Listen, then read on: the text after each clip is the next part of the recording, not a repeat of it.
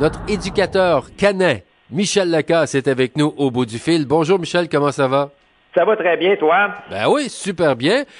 Aujourd'hui, on va parler de l'importance de choisir le bon chien pour nous et comment faire le bon choix. Ben oui, un sujet dont je veux parler, ça, Yves, depuis longtemps et qui est très peu banal. L'importance de choisir le bon chien pour soi, le chien qui va s'épanouir avec nous, le chien aussi dont on va pouvoir combler les besoins quotidiens et qui va convenir à notre style de vie. Ça, je l'ai déjà dit très souvent, lorsqu'on décide d'adopter, il faut y aller de façon raisonnée pour que ce soit un match parfait et que les choses ne tournent pas, évidemment, au cauchemar. Il faut dire qu'il y a des gens qui se retrouvent avec des méchants problèmes à cause de mauvais choix, justement. Oui, effectivement. Il arrive des fois que des gens m'appellent qui ont adopté par coup de cœur sans tenir compte de certains critères et qui se retrouvent avec un chien qui a des problèmes de comportement, des problèmes qui, la plupart du temps, là, et c'est la bonne chose, sont liés à l'ennui ou à l'inactivité. Donc, que l'on peut régler en respectant ou en comblant, si tu veux, les besoins d'activité du chien. Je peux te donner ici un petit exemple.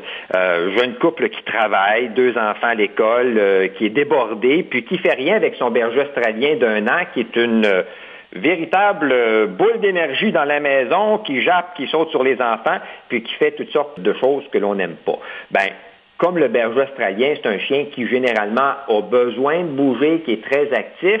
On va lui faire de la promenade, on va le faire courir, on va le faire manger dans des jouets interactifs, on va lui offrir de l'activité de stimulation mentale, de l'activité masticatoire, bref, on va l'occuper et juste avec ça, ben, son comportement risque de changer parce qu'on comble ses besoins quotidiens. Ça ne va pas tout se régler, là, mais ça va grandement aider. Et pour ce qui est du reste, ben, on va faire de l'éducation, si tu préfères, de l'entraînement. Mais ça prend quand même un peu de temps, là, quand même. Il faut s'en occuper de notre chien, là. Ben oui, ça demande un investissement de temps de la part de l'humain parce que les chiens, peu importe la race, n'ont pas été conçus par la nature pour ne rien faire. Ils ont besoin d'action. Alors, la famille de 2 enfants avec son berger australien a besoin de revoir son mode de vie puis de consacrer plus de temps à son animal si elle veut régler ses problèmes et le garder, évidemment. Sinon, ben, c'est peine perdue. Sinon, ben, c'est un mauvais match.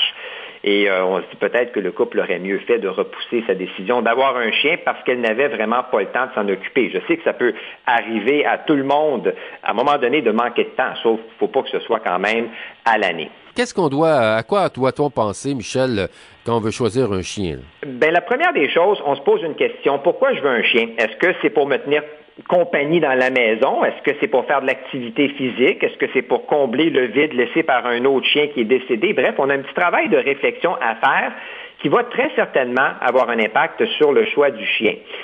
Ensuite, on doit se demander combien de temps quotidiennement on a à consacrer à son chien. Ça, c'est une autre chose hyper importante pour ne pas se retrouver dans la même situation que notre famille de tantôt. Et on fait attention parce qu'au chapitre du besoin d'activité, ben, il existe des variations entre les races, mais je précise que dans chaque race, il y a aussi des variations qui peuvent être très significatives. Alors, on tient compte de ça.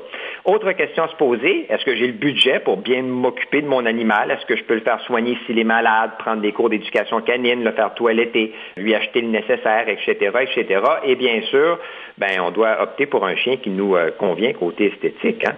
Et ça, ben, je pense que c'est probablement le premier critère de 95% des gens, se choisir un chien qui a un look à leur goût, chien de petite taille ou de grande taille, à poil court ou à poil long. Alors, l'esthétique qui a aussi un rôle à jouer. Ouais, c'est pas si facile que ça, finalement, de choisir le bon chien.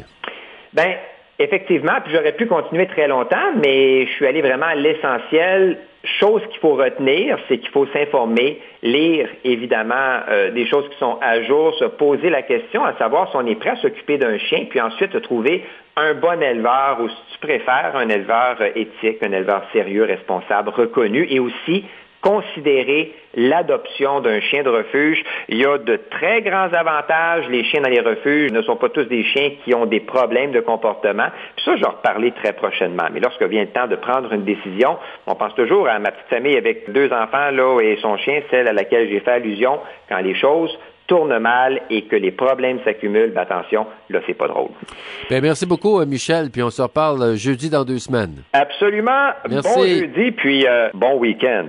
Merci.